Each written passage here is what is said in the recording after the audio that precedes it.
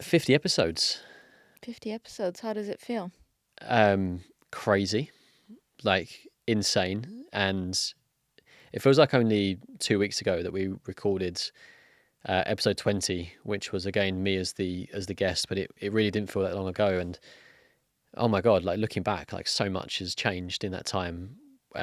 We're in a studio now, for example, and the production quality has increased and all these different things. And I'm just so much further ahead of where I was back then. And I look back and I just wonder, like, how did I get here? And it just sort of took, like, I guess like 1 week after another, just like fighting through getting episodes released. But the purpose of this episode is actually to sort of distill some lessons that I've learned in that last 1 year, 50 episodes, and try to impart what I believe are some lessons that you can take away from my first year of starting a podcast, which I believe can be translated across into any business. And these are lessons that I've learned from doing it, but also lessons that I've learned from the guests that have been sat in front of me. And, you know, I'm probably appealing here to entrepreneurs or wannabe entrepreneurs or founders.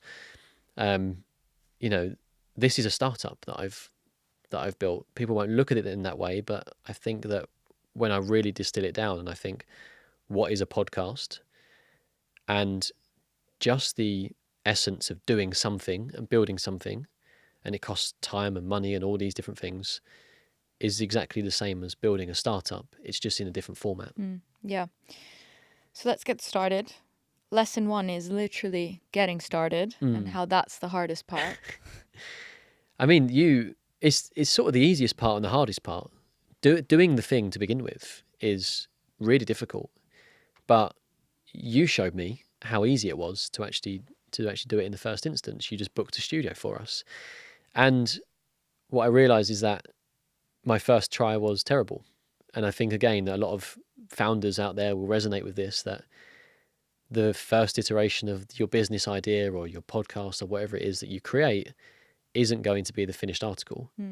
But just starting will lead to you being motivated and being consistent and having all this energy that you didn't see before by just making the first step. And just starting doesn't need to be the biggest task that you do. It can be something small. It can literally just be booking a studio, buying a microphone, registering a domain, something small. Buying some test sample products, for example, if you've got a business that you want to create.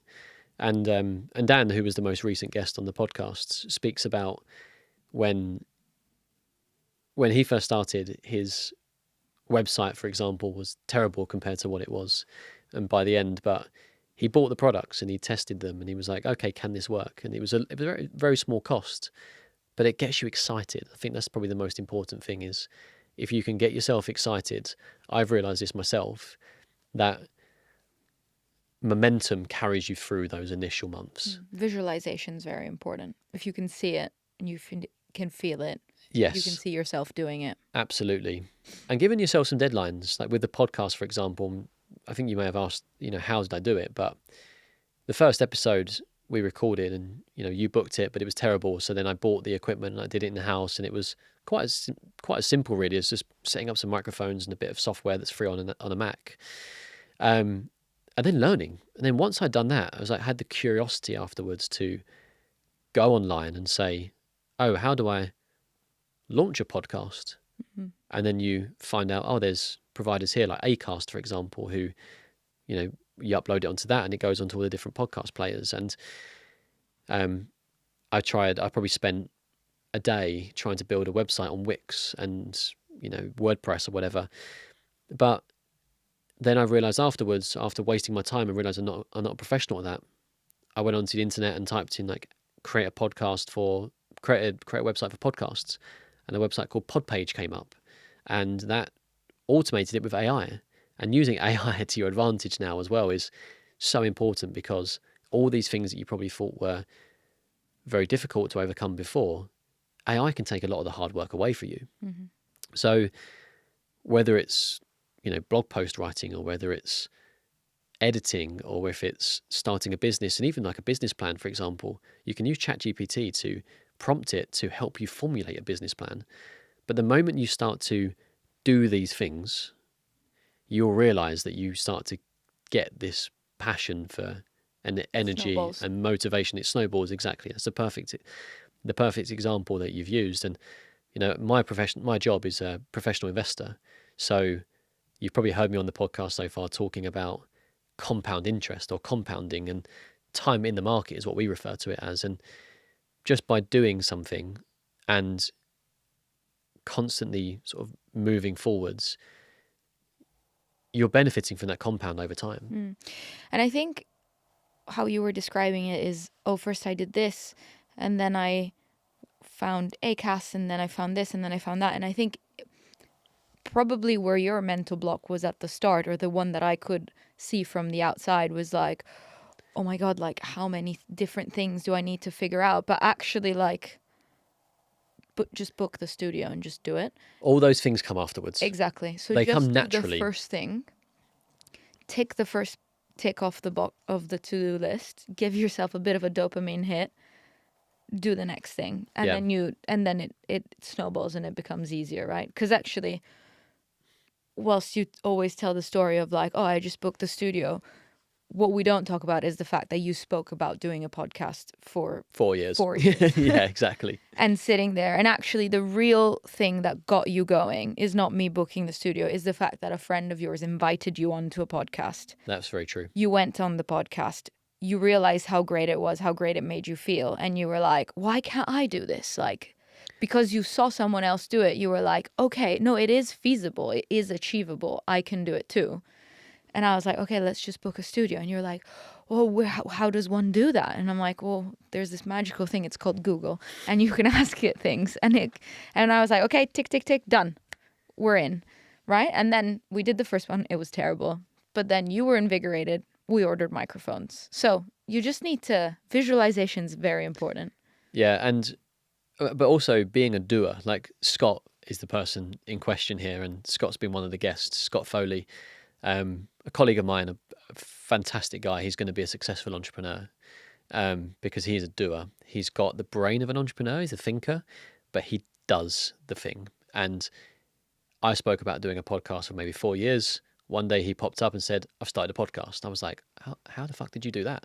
And he just did it. He just went ahead and did it. And he is the person who, he's got this curious mind where he just, and he's a perfect example here of what I'm talking about. When you take the first step, you realize how easy the next steps are. So a common theme on this podcast so far has been just do it, do the thing. We could have called the podcast something along those lines. Someone's trademarked that. It's come up in almost every conversation. And I think I got to a point actually on the podcast where I was asking a question about, what is the biggest ROI that you've had? And basically everyone was giving the same answer. So I had to stop asking the question because we weren't getting any new information. But it's common. It's the common denominator of every single guest. Every guest that's sat on this podcast and every guest that's sat on Stephen Bartlett's podcast, which is just larger and has bigger profile guests, they would have all started with just doing the thing in the first instance. Lesson 2, which you kind of mentioned, is your first attempt will be terrible, but you will make loads of progress. Yeah. I mean, I've sort of summarized this in the first one, but you have to, I think anything that you do, you have to accept that they say, perfection is the enemy of progress. And I think that just summarizes it perfectly for anything that you do. And you're going to work it out along the way. George, my brother, when he first started out making his artwork, is nowhere near where it is now, but it's taken 4 years of constant work and consistency to get where he is now. And what he's producing now is phenomenal. Yeah, because you're layering on your experience and your expertise. And I think the key thing is you just need to give yourself the opportunity to develop that skill set and develop that, but you should still start. I mean, you don't learn without starting. Yeah, exactly. Lesson 3, which I guess, again, they're all concatenated and tied together, is consistency is key. Yeah, I mean, this has been one of the hardest things, in my opinion, because I committed initially to doing one podcast per week, which I think if I look back now, if I could go back in time, I would probably do it once every 2 weeks. But I sort of set myself a standard, which was I didn't want to stop. I wanted momentum the whole time. And that momentum has meant that it's caused me to be way more stressed, probably experience some burnout, which we'll come to later on. But that has enabled me to be consistent because I have a deadline every single week that I have to get a podcast episode out. And actually, interestingly, over the Christmas periods, I decided to give myself a 2-week break. But that 2-week period sort of left enough of a gap that it was hard to then regain the motivation afterwards. And I'd recorded lots of episodes in December. And I think that going back to this burnout element, that's what I experienced over that period. I did a lot. It was Christmas. Christmas is a lot. But I think most importantly, once you stop doing something, it's so much easier to quit and stop the progress. And it was a lot harder to then get back on the horse, so to speak, and then do it again. So consistency is everything. You know, you have to just put in the hard work because that will lead to results. It's the same with investing, you know, which is my expertise. We call it time in the market, but you benefit from the compounding element after years and years of being invested.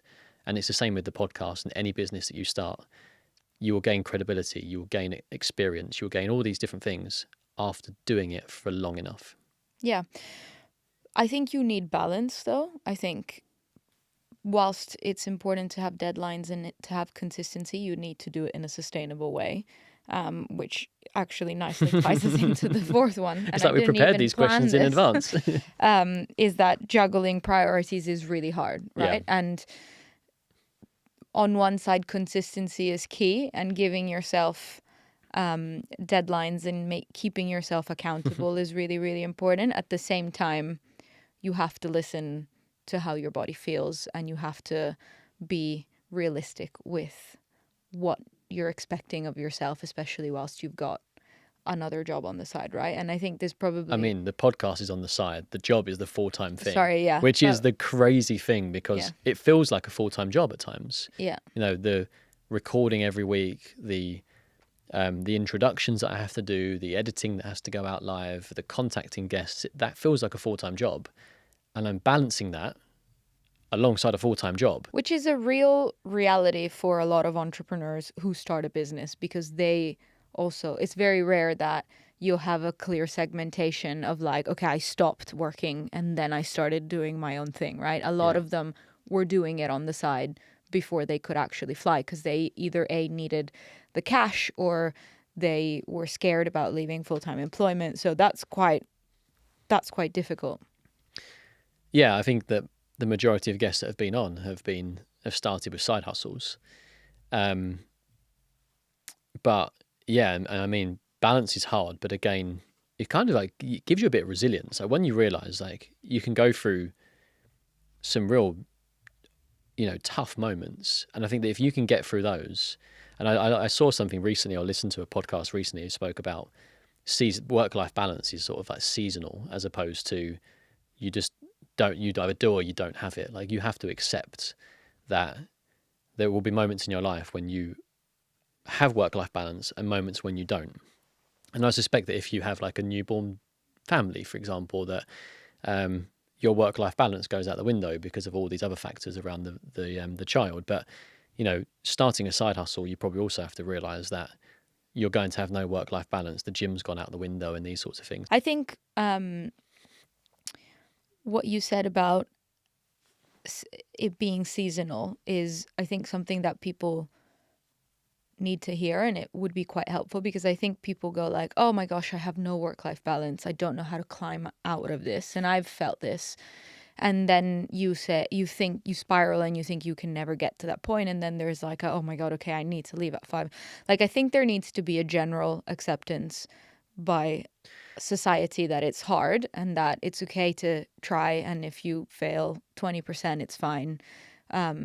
And actually just like the intent of trying to have a better balance is better than not, and accepting that sometimes you can't is also a good level of balance, because in your brain at least you know, I'm not feeling guilty about this, I'm just committing to this bit. The feeling guilty part that you've said there is probably the most important part. I think that a lot of people who have lost their work-life balance mostly feel they're probably enjoying what they're doing.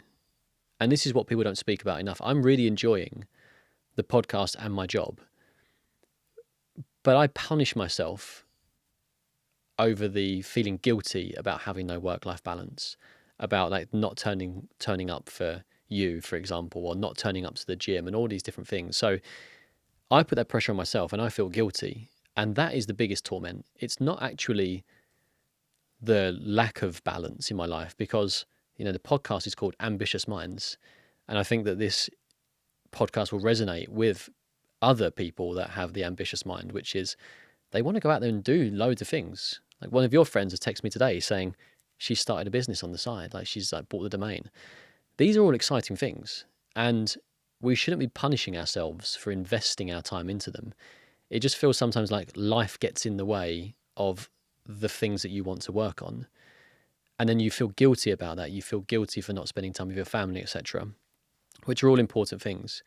But what's also important to you in that moment is the thing that you're doing. Otherwise, you wouldn't be doing it. And I think people understand it more than maybe you give them credit. Not you, but like the proverbial one gives them credit for, right? Like I think people will be supportive and understand that you're trying to work on something if you're just honest about it. And I think that that's also part of the balancing act, right? Is knowing when to stop, when to start, and when to tell people that you're dialing in or not. Yeah, and I think also that, you know, that if you're surrounded by people that make you feel guilty about spending too much time on the thing that you're passionate about, and maybe not the people that are as supportive as you think, maybe not the people that you need in your life. And people, I guess, is also one of the lessons, right? Is lean on your network and figure out who the supportive ones are and take advantage of them. I think that's probably one of the lessons as well that has come up through this process. And I'm sure that other people that are starting businesses feel as well. Yeah. I mean, network again, consistency is everything. Network is everything. When I started out, I was nervous about sharing it with people because I was worried about being judged. And that was a complete opposite reaction to what I received. People were supportive. They recommended guests to come on, and they still do today. And guests are now recommending guests to come on. And that's the unbelievable thing about the network. And the biggest takeaway is, for me, what I'm doing at the moment is sort of like building this, you know, you'd call it a personal brand now, but, you know, building this circle of people. And those people are now champions for what I'm doing, and they are recommending people to come on. And considering the job that I do as well, you know, my job is managing money of entrepreneurs and successful career people, and they are the people that are now sat in front of me. Now, I would say that over the long term, over my entire career, I've got a big advantage over other people in my career because I'm growing my network at a much faster rate because of doing this. So, yeah, network in two senses. One, your friends and your family are a huge support network, but then growing your network and doing something where you're expanding yourself is invaluable for your personal growth and your business growth. And I also think there's something quite personal about sitting across from each other with microphones and being totally dialed in and having a conversation. So you probably also break through the superficiality of the person very quickly, and you get to vulnerabilities and you get to a very, very intimate conversation, and therefore you advance to the stages of actually knowing someone after just doing one episode far more than you would have done in other contexts of life, right? And so therefore you have a common denominator, which is you're both ambitious minds, because otherwise they wouldn't be in the room. And the second one is, well, we've now had a really, really in-depth conversation about your growth, your aspirations, your business, and really important topics to you. So actually you've built a very meaningful relationship there, as opposed to just, you know, a network that you go to around work. So I think where I would extrapolate that even further is actually meaningful connections help you progress in business a lot further, whether it's a podcast or whether it's any other. Yeah, and to build on this one step further, because that is one of the real benefits of having a podcast and building an online profile. But when we translate this to business, building connections is fantastic, but then knowing how to then manage that relationship is the key part. So the follow-up afterwards, the constantly staying in contact. Like, I'm regularly going out for dinner with some of the guests that came on and meeting up with them and texting them, because I now see them as a friend. I've definitely created friends from this, but they might be business acquaintances in the future too. And I think that quite easily you could do some form of networking very intimate with them, i.e. in my case the podcast. But if you don't follow up with them, you lose them. It's pointless. So if you are doing it as a business opportunity, if you're doing it to grow your network professionally, the most important thing to take away is that you should be following up properly and making sure that it's the initial part is the easy part. It's what comes afterwards is where you make your sale, where you build that relationship further, etc. Also, you never know what they're going to go on and do and how that's going to be beneficial to you, right? Or a recommendation from you. And I think that that's something that you do really well outside of just the podcast and the keeping in touch with them. Something that I think that you do really well is you champion people around you. That's always been, I think, something that is one of the areas where you win at life, is you're genuinely interested and curious, and you really want your friends or even acquaintances that you meet like on a night out to succeed at whatever business idea they have. And I think that's contagious, and people wanna be part of that back. That's weird, but it comes natural to me. But I also acknowledge now, after years, that it doesn't come naturally to everybody. And it's something that I never really understood. I think there was a period in my life where I was wondering why everybody wasn't as supportive and a champion. But yeah, it's sort of few and far between. But I think that people that have that, what they would call growth mindset, and they want to achieve more, are probably champions of people a lot more. The people that would be in your circle that would say, that would be like negative about doing something, are probably the opposite.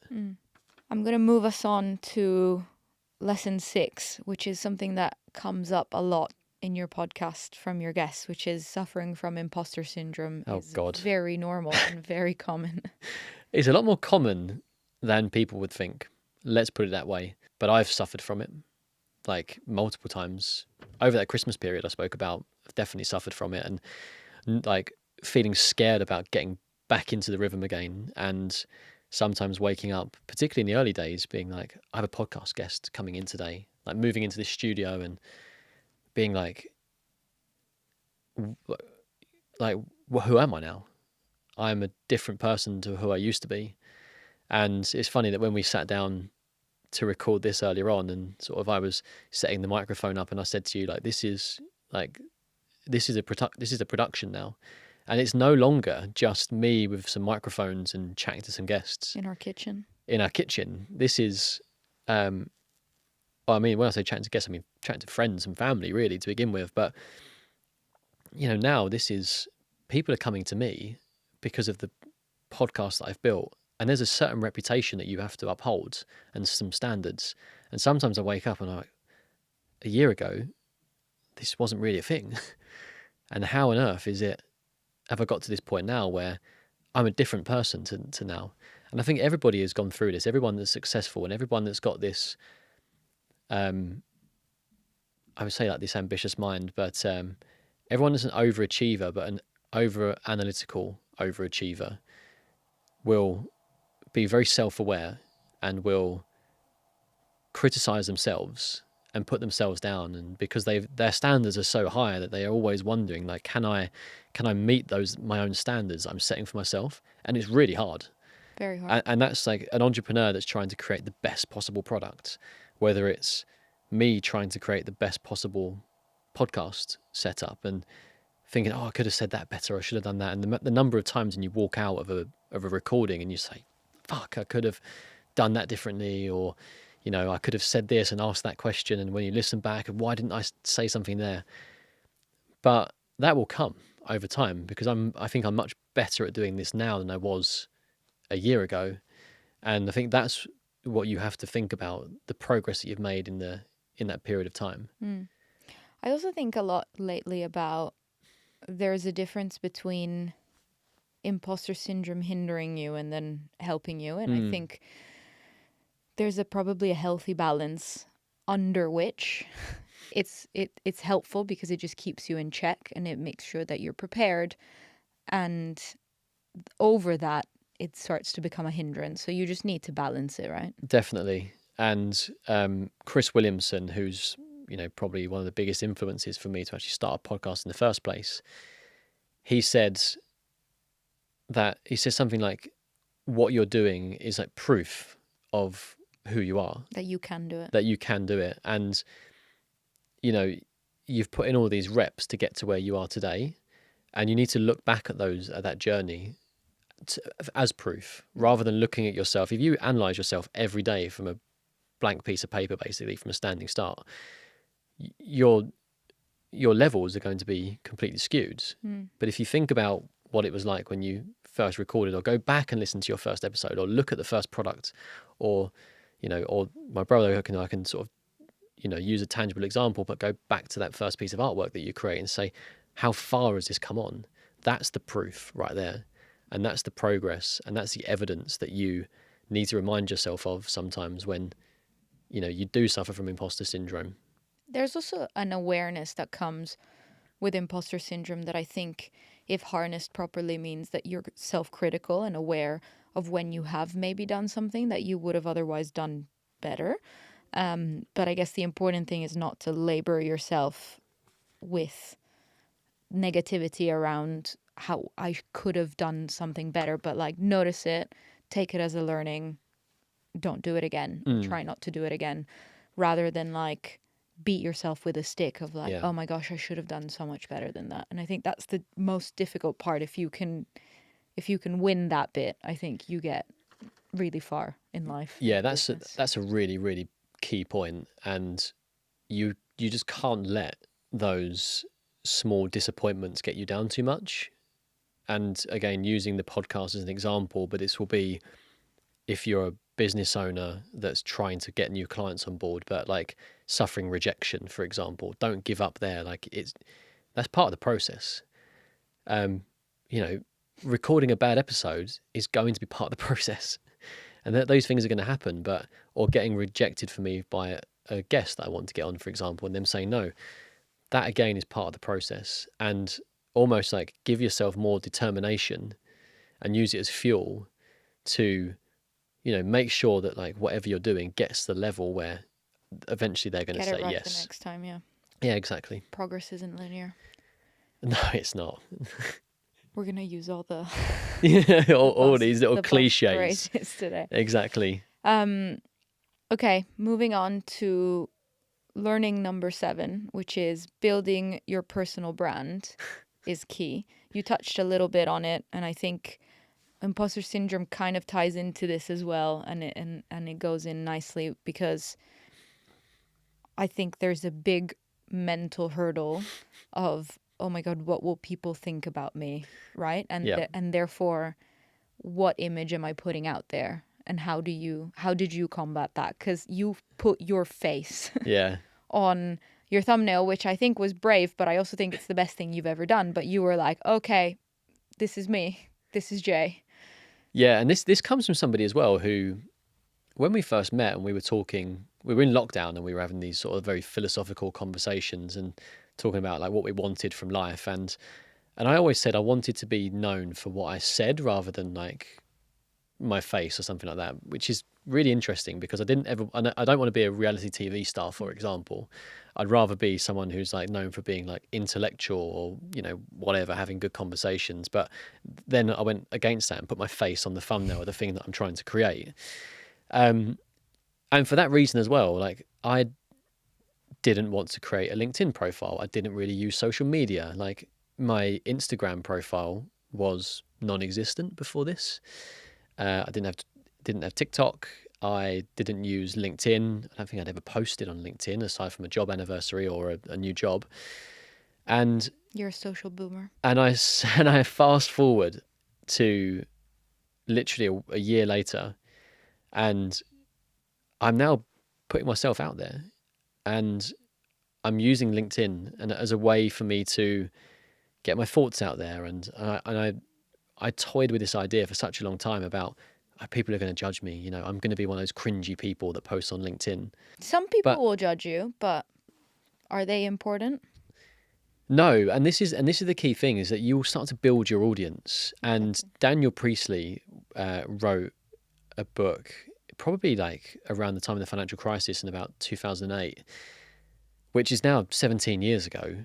And he wrote a book called The Key Person of Influence. And it's quite funny now because 17 years later, he's now like a podcast superstar after going on to Diary of a CEO. But he spoke about this, and he spoke about building your network and your personal brand. It wasn't called personal brand at the time. It was just sort of building your network and becoming a key person of influence. But now in the digital age, that is a personal brand. It's your online presence. And I can say that it's been single-handedly the biggest sort of accelerator that I've ever come across. And I think that people who are putting their voice out there, putting their face out there, putting videos out there, are going to be the ones who are successful. A guy called James Farnfield came on the podcast, and he said, when you're thinking about companies and CEOs, you need to be on social media. You need to be putting yourself out there, because people engage with social media so much now that the companies that are present on social media are the ones that people are going to want to work for. So that these companies aren't just stealing your customers, but they're stealing your employees. And it's the same with a person. Mm-hmm.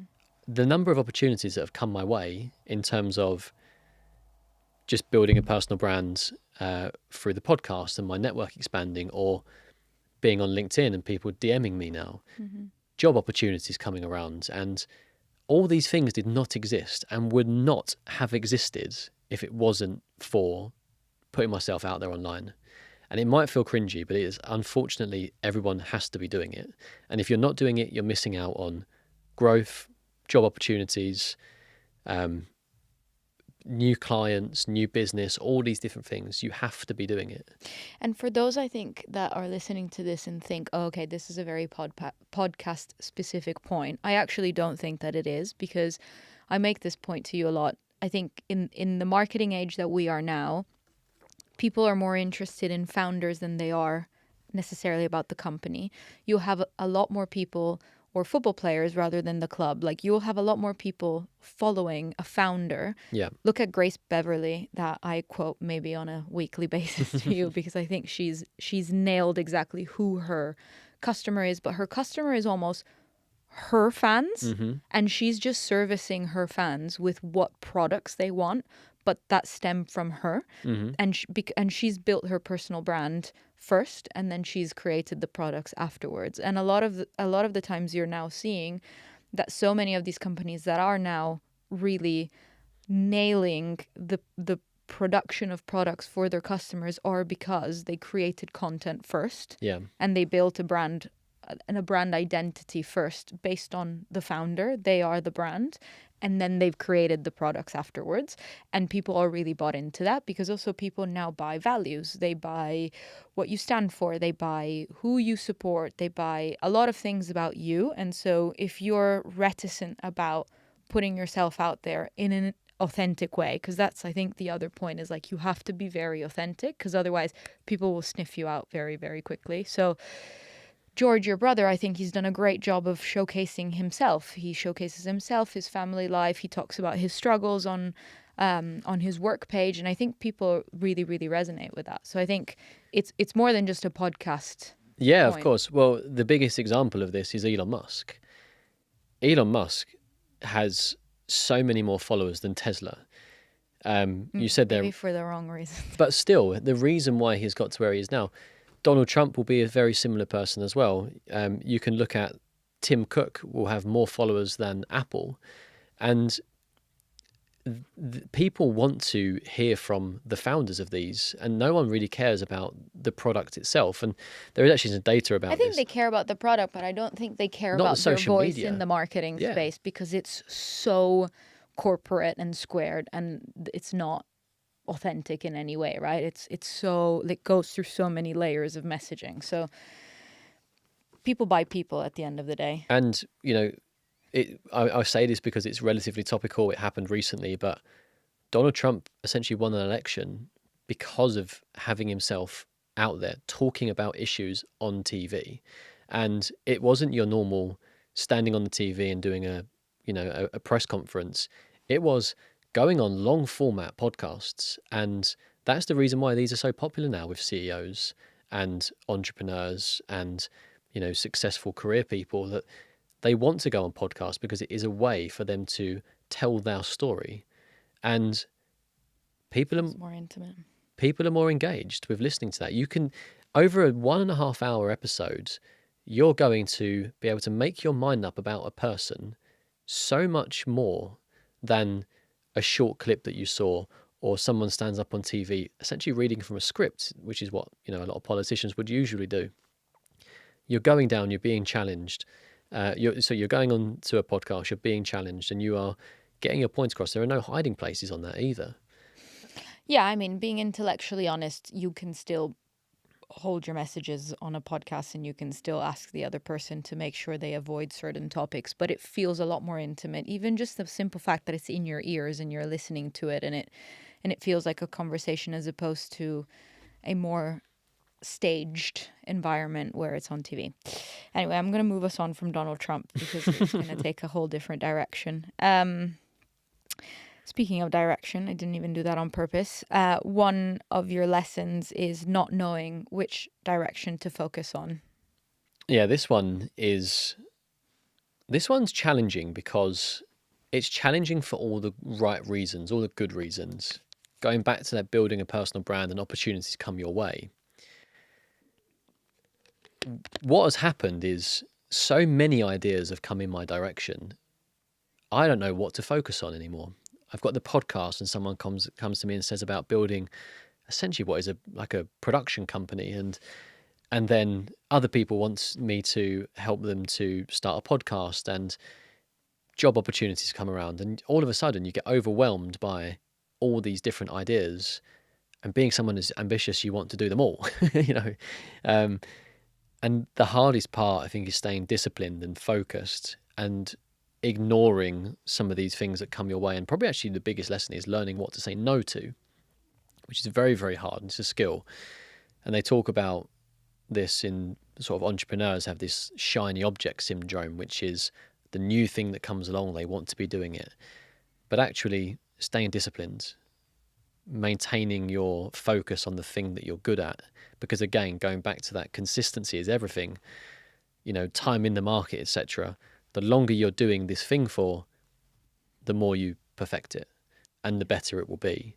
And remaining focused on that one thing, rather than all these different distractions that come your way, will be so much more powerful down the line than letting yourself get distracted by these. Yeah, and you're hitting that at a macro level, but I think you can take it one step further, which is when you start your business and you are employee one of one and you're going around being like, oh my God, I need to do all these things, blah, blah, blah, let me do a pretty little marketing video. And it's like, no, actually you need to do your accountancy. You need to, like, there's things that you need. So one of the most difficult things, and I think where people probably get to burnout or get overwhelmed, is you're like, oh my God, this, and actually like steadying the course and knowing what's going to tangibly make a difference, I think separates those that make it from those that don't make it. Yeah. All of the best, doing this stuff is leading to more stuff coming in. So it's good from that perspective, but it also can be a bit of a hindrance. So you just have to, learning what to say no to is the key thing. Yeah, which shouldn't stop you from being nimble and reactive so that you can pivot if that's the direction that is probably better to go down. But knowing what the North Star of success looks like. I use this phrase, and I think if anybody that has worked with me or works with me hears me say this, they'll roll their eyes because I say this on a daily basis. I'm like, what does success look like for us? Where are we going? Ultimately, what's the objective that we're trying to reach, right? everything else is noise. Let's go for what that North Star has to be. And that needs to almost be, I kind of start my day, or when I feel a little bit lost and I'm feeling all over the place, I'm like, what am I actually trying to get to? Is this additive to me reaching that goal? If not, maybe it's a waste of time. And there'll be some things that you have to do anyway, but 70% of your workload should be towards that objective. Yeah, and one of the things that I wrote down in the build up to this was a quote from Steve Jobs where he says, starting a business is going to be incredibly hard, and finding your why, finding what you're passionate about, is going to be the thing that means that you continue doing that business or that podcast or whatever it is that you're doing through the hard times, because those hard times will come. And you know, if it's cold outside, if it's miserable, if you're going through a tough time, if you're not doing something that you enjoy, you will down tools much sooner than if it's something that you love. And if you have your North Star and you know what your why is. That's why athletes are successful, right? It's because they envisage the gold medal that they're trying to reach to at the end of the training session. That's how they get there. It's a really good point about athletes, and they're working towards this win, something they're going to win. I don't know if you get that when you're doing a business, when you're starting a business, because you're constantly chasing the next thing. At least you can go and win. You can work as an athlete. You can work towards winning a gold medal. Do you get that with, you know, in my shoes now? But I think they would argue that there's always another gold medal. There's always a world record or a personal record. I actually think nobody feels satiated. No ambitious person feels satiated. Yeah, definitely. Because that's not a lesson you have down here, but how to deal with that, I think, is something. How to deal with feeling satisfied as an ambitious mind. Or not ever satisfied. Which is hard. That's, you know, we can probably talk about this a bit, because I think that sort of encompassing this whole ambitious mind thing, this is a struggle. This is something that we deal with on a daily basis, and knowing what is enough. And I don't think that I'm there, and I wonder if I will ever get there. Maybe after the next 50 episodes, you'll figure it out. That's the thing, that I don't think to myself, what is the final number for this podcast? It's in my head, it just continues going. And this is what I mean about there's no gold medal to win here. It's something that just continues into perpetuity until I'm no longer here to do it. But there must be a metric of success by which you're judging this, right? Like, what does success look like to you?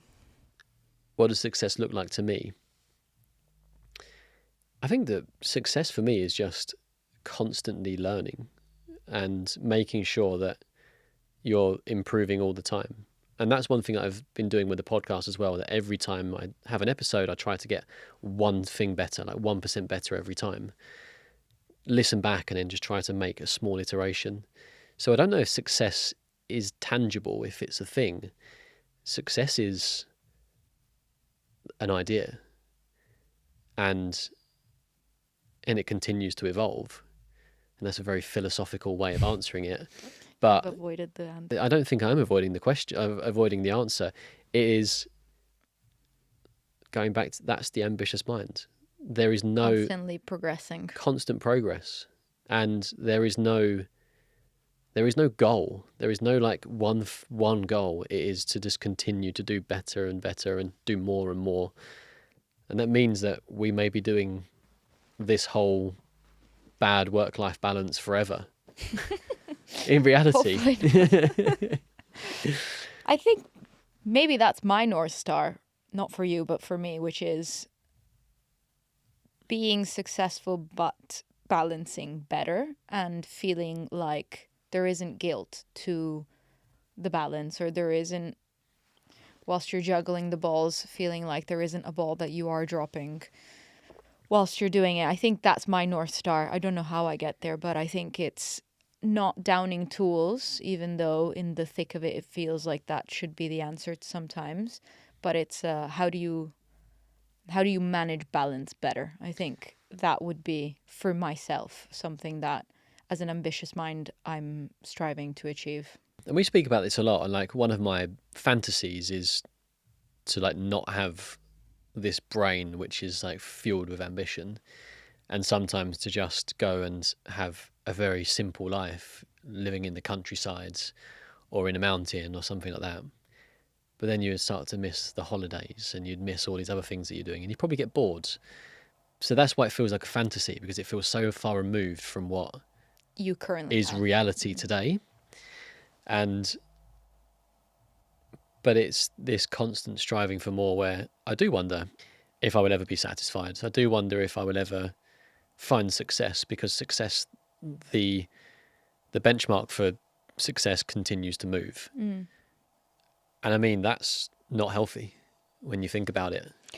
Well, I don't know if it's not healthy. I think it's healthy in certain ways because it means that you're constantly challenging yourself. But if it's unhealthy if you don't have perspective and retrospective of what you have achieved till this point, right? And I think we did it on New Year's Day. Instead of doing a resolution this year, we sat down and we were like, let's just look back at this year and what have we liked about it and what have we not liked about it and what have we achieved. And I think that's a really important thing for people that are constantly moving and looking for the next thing, which is like, take a day, one day a year.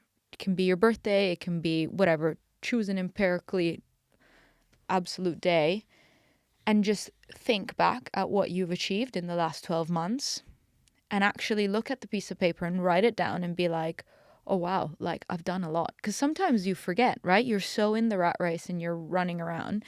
And I think if you stop to reflect and celebrate the achievements, even if you don't celebrate it as like the destination, but you go, oh, wow, I wouldn't have achieved that 24 months ago. But look at me, I did this 12 months ago. Then it's okay for progress to keep moving and for the arrival line to keep moving back because you're getting better, but at least you're recognizing what you've done. I think where it's dangerous is if you're fueling yourself with like, I'm not good enough, I need to push harder. Yeah, there's a very famous quote from a guy called Jack Bogle, who is the founder of Vanguard Investments, so the passive investment strategies. And he was at a gala dinner once, and he was sat down with a hedge fund manager on his table, and the hedge fund manager was talking about the holidays, his private jet, his nice cars, his big house in the Hamptons. And Jack Bogle, who lived quite a frugal life, turned around to him and said, I've got one thing that you don't have, and that's enough.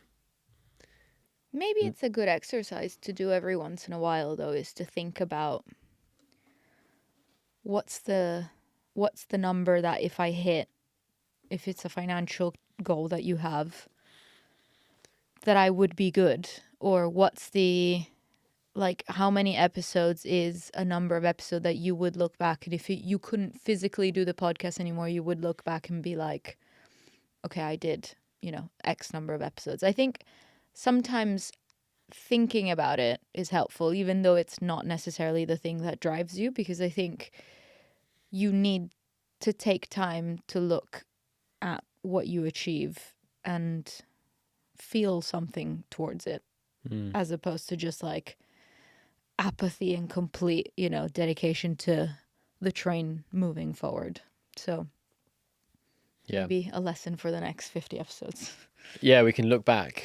And maybe there will be an episode on like what is success. Yeah. Because it's an important question, I think, for people that are young and ambitious, or anyone, don't have to be young. Well, I mean, success is also the fact that you've done 50 episodes and you have 10 lessons to look back on, right? Mm-hmm. The knowledge you have now, you didn't have when you started this. Yeah, it was just an idea, and I envisaged what it would look like, and that's partly why I want to talk about some of these topics, because it's, with the benefit of hindsight, I wish I can go back to the purpose, I guess, for all of this is I wish I could go back to myself 5 years ago and say, start it, instead of I only started it 1 year ago. And I wish I'd have started much sooner. And that's really the key takeaway for me is none of this would have been possible without starting. And then how did I start and what have I experienced along the way? And it's been way more fulfilling than I ever imagined, despite being challenging and hard, but it's been the most rewarding thing I've ever done. And I just wish I can go back to that Jay at the start of lockdown or whenever it was and say, do it now, do it in your bedroom, just Start. speak to somebody and get it done. Well, hopefully there's a Jay listening who will start. That's the hope. Speaking of starting, lesson 9, starting anything takes time and money. I mean, it's taken up all my time in the last 12 months. I'm very lucky that I've had you supporting me along the way, and we've still been able to take holidays and that sort of stuff. But yeah, it's taken up more time than I ever imagined, because to begin with, I was doing all the editing and stuff myself, and I had to learn how to delegate after time. But I didn't stop thinking about it, and I still don't stop thinking about it. And again, that goes back to, I think, every entrepreneur that I've sat in front of.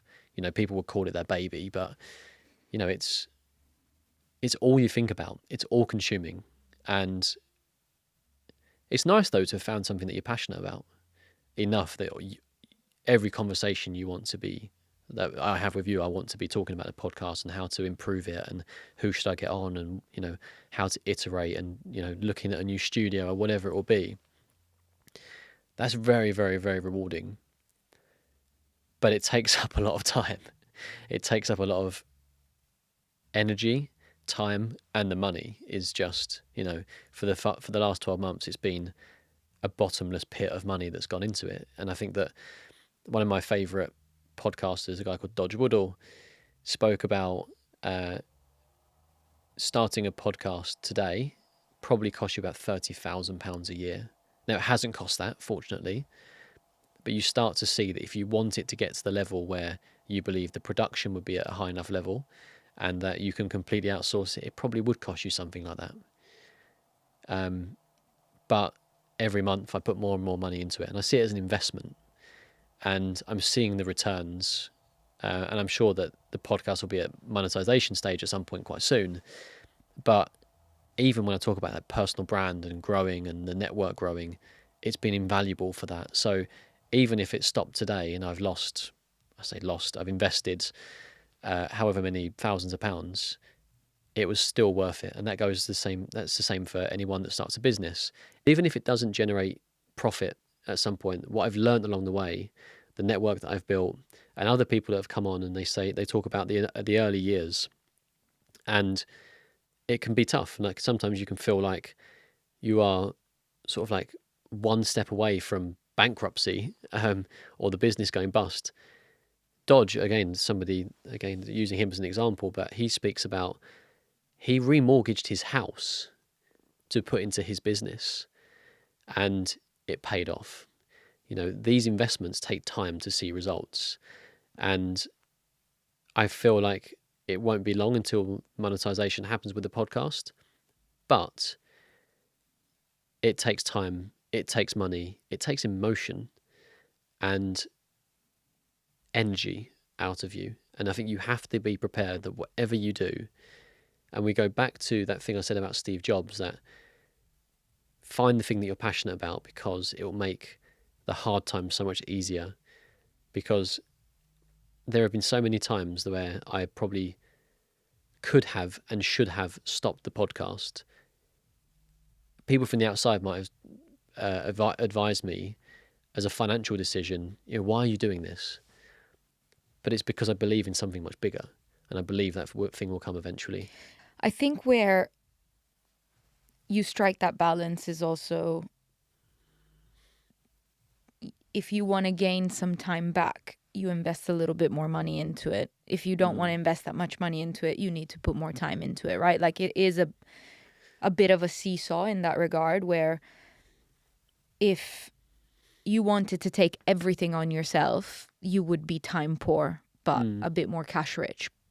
Or you choose, actually, for my mental health, I need to take some time, or I am better invested focusing on higher yielding elements of the business. And so I'm going to outsource something more menial because I can outsource it. And I think making those decisions as you go and like pivoting as you go is also really important in business, right? Because like if you're the idea generator, but you're being bogged down by accounting for 70% of your time, you're wasting, quote unquote, your energy, your time into things that are not yielding the majority of the money and the return back, right? So time and money, I think, are probably connected in that sense. Oh, 100%. And that's why I said that, you know, you don't have to spend £30,000, for example, but if you wanted it to be the best production and you wanted to take all of your, you know, your time, you'll get all your time back, that's what it would probably cost you to have a full-time member of staff that did it for you. But yeah, I think that learning how to delegate is probably the key thing for me there as well, about how to get your time back, because I've still classed myself as a perfectionist, and being a perfectionist is challenging, because even with the video editor, I'm still trying to be very hands-on and manage it myself. So that you have to strike a balance. You have to find someone that you can trust, and you have to trust implicitly like them, and also for you to just step away. It's really, really hard when it's something that you've built, and like I said, you think about it all the time, you want to be involved with it all the time, and this is my reputation, it's my baby, and you know, It's your face. it's literally my face and my voice, and I'm investing so much time and energy and effort and thought into making sure that it is as good as physically possible. But yeah, work-life balance don't exist when that is the case. And I think, again, the ambitious mind, it's hard to sort of let go of all those elements. Maybe this is a sub-lesson of this, but bringing on the right people onto the journey, hiring well, is your roadmap to success as well. Because if you surround yourself with the right people, it will help you get there faster. You're all... And that may take time as well. And again, trial and error until you get the right person. A few of your guests early on, Brad, the guy who turned photographer from finance, talks about how if his girlfriend at the time hadn't been really involved and hadn't been helping out, you know, it wouldn't have taken off the ground. So actually, a lesson I think in business is also you don't need to do it all yourself. Understand where your strengths and your weaknesses are, and where someone else's strengths and weaknesses are, and just work with people that are complementary to you and your skill set. And I think be okay with admitting that something isn't your strong suit. And I think people that reach that level of awareness and acceptance are superpowered to go further, because they don't need to control everything. They hire people that they trust to do that bit that they can't do, and that will make them go a lot quicker. Yeah, completely agree. And I'm on that journey at the moment, but we'll get there. Last one. Burnout is real. I think that this all came to a head probably in December when I took that 2-week break, and I think I needed that 2-week break. I spoke in my last podcast episode with Dan about the first few months you run on adrenaline, you run on momentum, and that really keeps you going. You know, it's fun, it's enjoyable. Everything that you do it's a new passion, it's a new project. But I think that what happens is we go back to that sort of, it takes time to see results. When it goes on for 10 months and you're putting in all this time and all this money and all this effort, and you feel like you're experiencing results, but you're not seeing like the financial benefits of it, I think you start to look at that and you sort of like, you start to question. And then there was a period that came up over Christmas where I knew there would be a break. So I recorded, I think, 6 episodes in a month. Wow. 2 in one day, back to back. And that was crazy. Like, I was exhausted. That evening I went home, I was crashed out on the sofa. And over Christmas, I just had digital fatigue and I was completely burnt out. And I didn't want to listen to a podcast, which I love doing. I literally felt like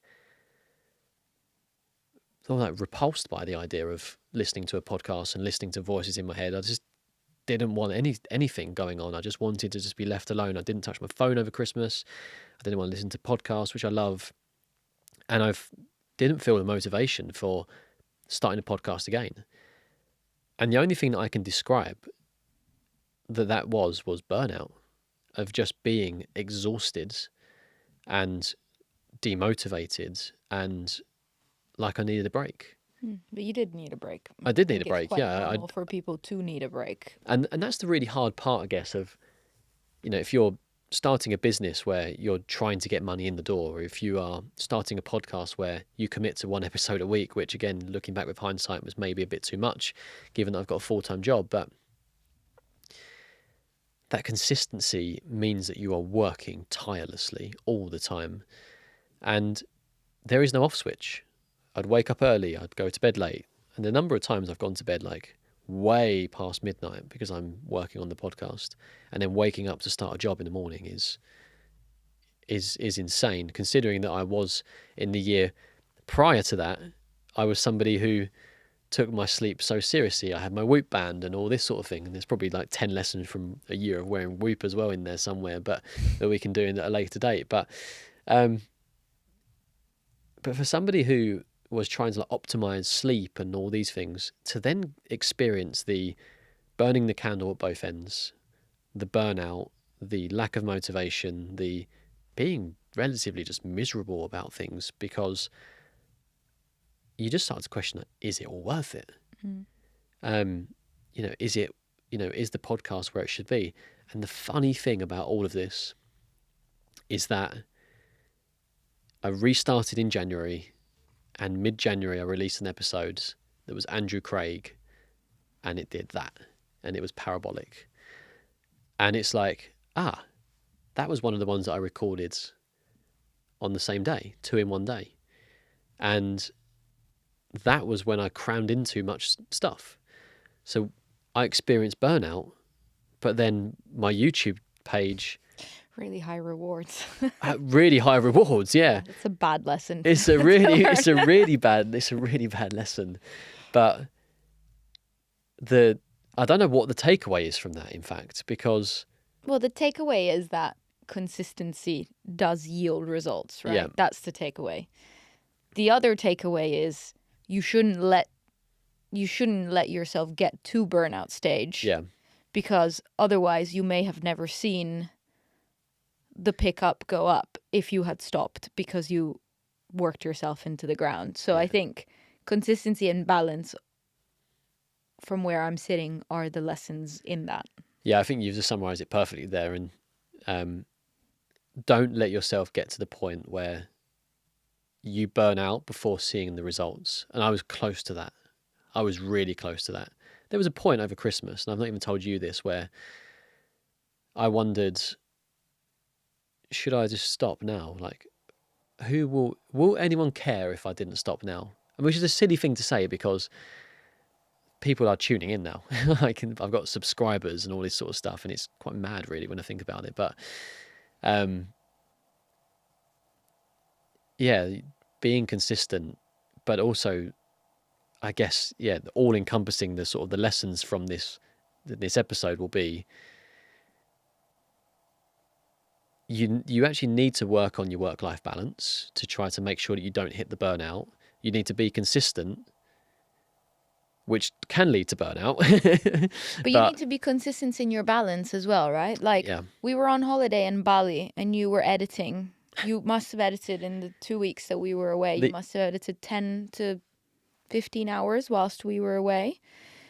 The irony as well is that period over on our holiday, and again, I'm sure that a lot of founders are going to resonate with what I'm about to say here, but So many ideas were flowing into my head. But they were flowing into your head because you were relaxing. Yeah, that's true. Because you'd switched off and you were further away from your everyday life. Yeah. And you're lying down and you've given yourself a rest and your brain a rest, and it floods with creativity and ideas. Because that's the other thing, right? Like, you have to take breaks because that's when the gold actually comes. Yeah. As opposed to just the menial consistency, which is important for volume. But you need the break to be able to allow your brain the freedom to think about it. That's interesting. And Anthony O'Brien, who was one of the guests that I had on recently, spoke about this, and he said that he's somebody who wakes up naturally every morning very early, and he wakes up and he's got lots of ideas flooding, and he hits the gym straight away, and again all these ideas are flooding, and his work colleagues, they all get messages from him where he's got all these ideas. And he said he went for a period which is the hardest period in his life, and he realizes now that he was burnt out. He said that social media was sending him messages, like basically to say that you're burnt out, and he was being targeted with stuff. And he said in that 8-week period, he didn't feel all that creativity and all those ideas. And he said that when he looks back, then he realizes how bad it was. Basic fight or flight, which is what I was in December. Yeah, and when you're in that stage, I think you get through the to-do list, but you're just knocking off tasks. Yeah, and you're in survival mode, right? But like, real growth doesn't happen in that moment. So I think, and to sort of summarize this, because you love sport, but if you go onto YouTube and look at Usain Bolt when he's about to run all of his world records, he is the most relaxed man in the world. And I guess that all of the work has been done to get him to that point. And then in the moment, he knows that he's not scrambling at the last minute to get that last bit of training in, which is how I've probably felt for the last few months. Is just like I'm constantly chasing myself and trying to like perfect it. But all the hard work is done before.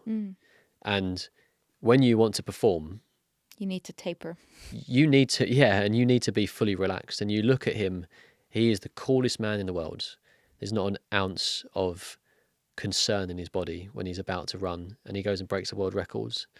And there's probably a lesson in there for everybody that in times of ultimate stress, you're likely to get injured, or you're likely to fuck up a sales call, or you're likely to have a terrible podcast episode. Sick as well, right? Like, become sick, burn out, and not see the results that you could have had. Yeah, because you're putting too much pressure on. Yeah. It's a good way to look at it. It's a good way to end it. Yeah, and I guess like to summarize the key points, I think that for anyone out there that is considering starting a business, it is not as hard as you think it is. Just start, just take the first step. It doesn't have to be like the website and all these things. Just like register the domain. Register the domain first of all. Get yourself excited about it. Get yourself motivated, because you'll realize once you do that first step, the second step comes along, and it's like one foot after another after a while. But you run a momentum in that first period, those early stages, and ride that wave initially, but don't make sure you're on that wave. Don't worry about all the hurdles you have to get there first of all. Just start it. Don't worry about your year one profitability. Register the domain. Pay someone to do the website. Write your business plan. Write your work business out plan. Where is it that I start today. Small dopamine-inducing task completion. Yeah. And then be consistent and make sure that you show up all the time. Set yourself deadlines, make yourself accountable. In my scenario, it was doing a podcast a week. It's hard, but stay consistent. The consistency leads to results eventually, and there will be a period, and you have to accept this as well, that there will be a period that you go through where you don't see the results and you wonder, what am I doing it for? And then one day, boom, it happens, and then you're like, that's what I've been doing all this for. Except that there's going to be a lack of work-life balance. Be comfortable with that, and as long as you're enjoying what you're doing, it will feel normal, it will feel natural. And probably the biggest lesson for me of all of this, and I would love to impart onto everybody else, is start building a personal brand. Start today. Start posting that stuff on LinkedIn. Try videoing. Try doing a video episode of something, like videoing yourself speaking, because you will improve so much by putting yourself outside your comfort zone, and everything will become so much easier afterwards. And so many opportunities have come my way, to the point now where I'm actually having to work out what I say no to. It's becoming a problem that so many opportunities are coming my way, and these did not exist more than 12 months ago. So again, just start with that too. Just start with the building a personal brand, and writing or speaking or putting yourself out there, but just start doing it, because that is what people will see of you. And the more visible you are, the more business you're going to generate down the line. Show up and be intentional. Yeah, and that's got multiple meanings as well, for another episode.